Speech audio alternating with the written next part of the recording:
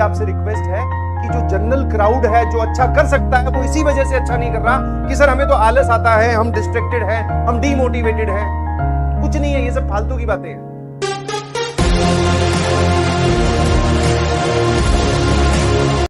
तो मैंने पूछा कैसी चल रही है पढ़ाई? बोलेगी सर पहले तो हमने लेट ज्वाइन किया। मैंने पूछा क्यों लेट ज्वाइन किया?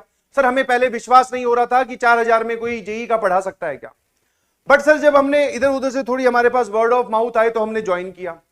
मैंने कहा ठीक है भाई, समझ में आया। उन्होंने फिर ज्वाइन कर लिया। फिर उन्होंने बोला कि हाँ सर हम पढ़ाई तो करते हैं बट पढ़ाई हमारी बड़ी डिस्ट्रैक्टेड है, डिसकंटिन्यूअस पढ़ाई है।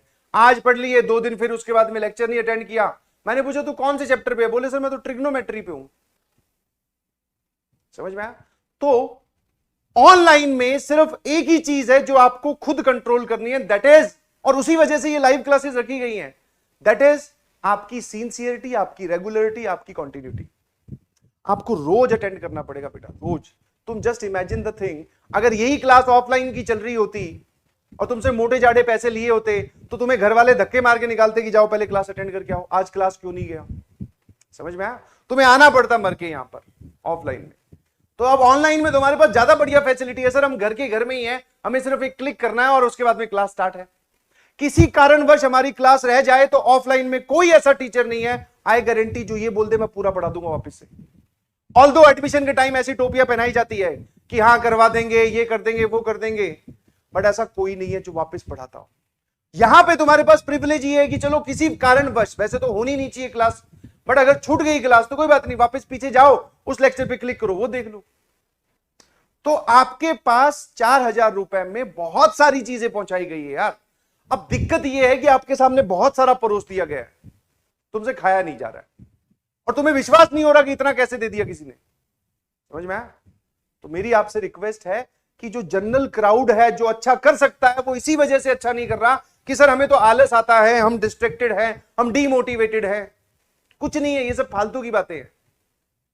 हाँ, जितनी जल्दी पढ़ाई पर कलम, अपनी कॉपी पे कलम चलाना स्टार्ट करोगे उतनी जल्दी तुम्हारा दिमाग कॉपी पे लग जाएगा, वरना ये घूमता ही रहेगा। ये अपने आप में एक इनफाइनाइट बबल बन सकता है, डिस्ट्रैक्टेड, डीमोटिवेटेड, कुछ नहीं होता ये।